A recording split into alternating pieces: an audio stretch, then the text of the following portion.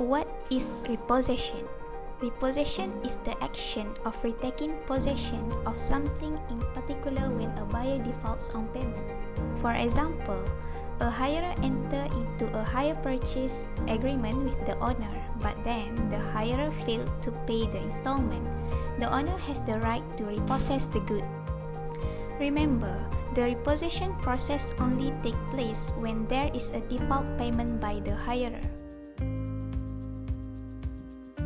Repossession falls under Section 16.1 and Section 16.2. For Section 16.1, the rights of repossession arise when one of these three situations exists.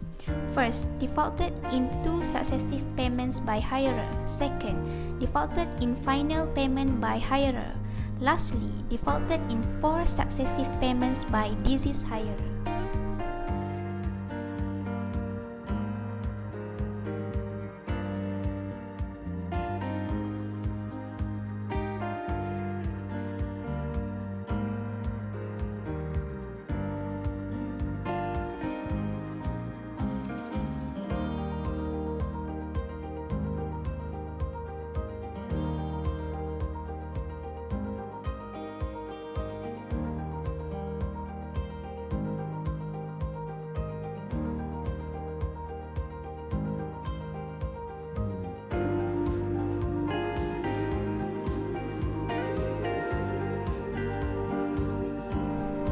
Section 16.2 says an owner need not comply with Section 16.1 if there are reasonable grounds for believing that the hirer will remove or conceal the goods.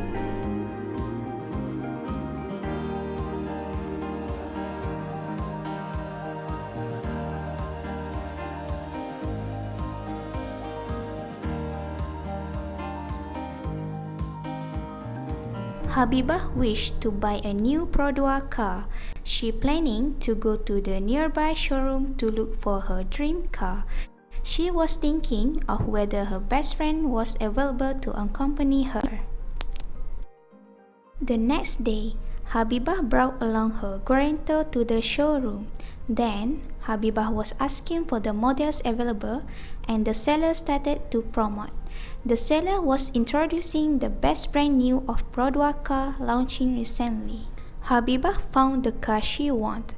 The seller was providing the price affordable for her.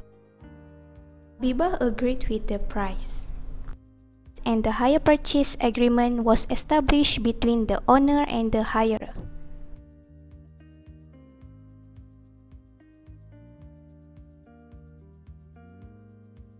Habibah was excited of getting a new car. She could not wait to show her new baby to her friends during their high tea.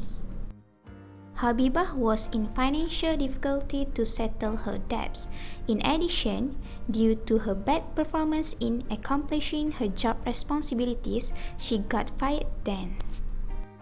Few months later, due to her defaults on 2 successive payments in car installments, she received a letter of fault schedule from the owner. There are 2 possible outcomes a hirer, within 21 days, responding to the fault schedule.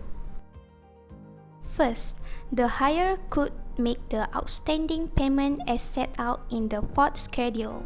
Once the payment has been made, the hirer is not subjected to repossessions for further actions by the owner. Second, if the hirer could not make the payment, she shall return the hire purchase. Then, the hire purchase agreement between the hirer and the owner is terminated at the time of hirer returning the goods. After the 21-day period as comprised in the fault schedule, where the hirer failed to give any response as mentioned before, the owner may exercise the power of taking possession of goods. A few days later, where the owner in the mean of taking possession of the goods from the hirer that were comprised in the hire purchase agreement, the owner shall deliver the document acknowledging receipt of the goods to the hirer personally. Within 21 days, starting on the day the owner has taken possession of goods. He shall serve on the hirer and every guarantor of the hirer a notice of fifth schedule protects its rights under the hire purchase agreement. If the hirer wish to exercise her rights under the Act to recover the goods, the hirer may do it by sending a notice to hirer within 21 days after the repossession of goods. There are two ways to redeliver the goods repossessed after sending the notice. First, the hirer could pay the owner any amount due by the hirer under the hire purchase agreement, remedies any cost and expense breach of the hire purchase agreement, and reasonable cost or expense of the owner incidental. Second, the hirer could require the owner to sell the goods to any person introduced by the hirer who is prepared to buy the goods for cash at a price not less than estimate value of the goods set out in the fifth schedule.